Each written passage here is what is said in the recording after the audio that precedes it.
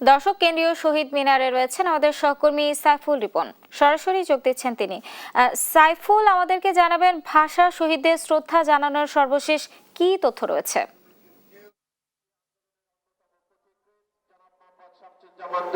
একুশের প্রথম প্রহরে শহীদ মিনারে শ্রদ্ধা জানিয়েছেন রাষ্ট্রপতি মোহাম্মদ শাহাবুদ্দিন এবং পরবর্তীতে প্রধানমন্ত্রী তারেক রহমান শ্রদ্ধা নিবেদন করেছেন এবং প্রধানমন্ত্রী তারেক রহমান সরকার প্রধান হিসেবে শ্রদ্ধা জানানোর পাশাপাশি দলের পক্ষ থেকে, মন্ত্রিসভার পক্ষ থেকে এবং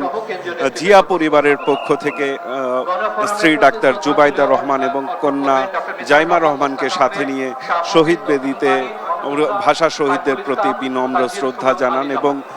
তার পরবর্তীতে তিন বাহিনীর প্রধান এবং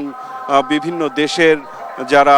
কূটনীতিকরা বাংলাদেশে রয়েছেন, বিভিন্ন আন্তর্জাতিক সংস্থা এবং বিভিন্ন দেশের যে রাষ্ট্রদূত এবং হাই কমিশনার, তারা এখানে শ্রদ্ধা নিবেদন করেছেন এবং বিভিন্ন রাষ্ট্রীয় যে সংস্থাগুলো রয়েছে, রাষ্ট্রীয় প্রতিষ্ঠানগুলো রয়েছে, সেই প্রতিষ্ঠানগুলোর শীর্ষ ব্যক্তিরা শ্রদ্ধা নিবেদন শেষে ইতিমধ্যেই কিন্তু সাধারণ মানুষের জন্য শ্রদ্ধা নিবেদনের জন্য এই শহীদ মিনার উন্মুক্ত করে দেওয়া হয়েছে এবং এখন সব শ্রেণী পেশার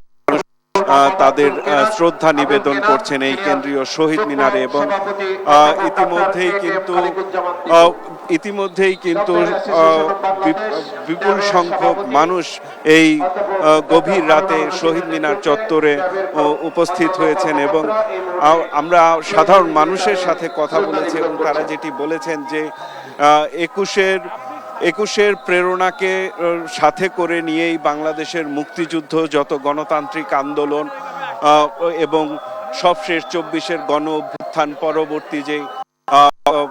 একটি অবাধ, সুষ্ঠু, নিরপেক্ষ নির্বাচনের মাধ্যমে গণতান্ত্রিক সরকার প্রতিষ্ঠা, সবকিছুর প্রেরণাই হচ্ছে 21 এবং এই 21-এর চেতনাকে ধারণ করেই ভবিষ্যতে বাংলাদেশের যে গণতান্ত্রিক ধারা সমুন্নত থাকবে, এমনটি প্রত্যাশা কিন্তু জানাচ্ছেন এখানে শহীদ মিনারে শ্রদ্ধা জানাতে আসা সাধারণ মানুষ। পার্বণ।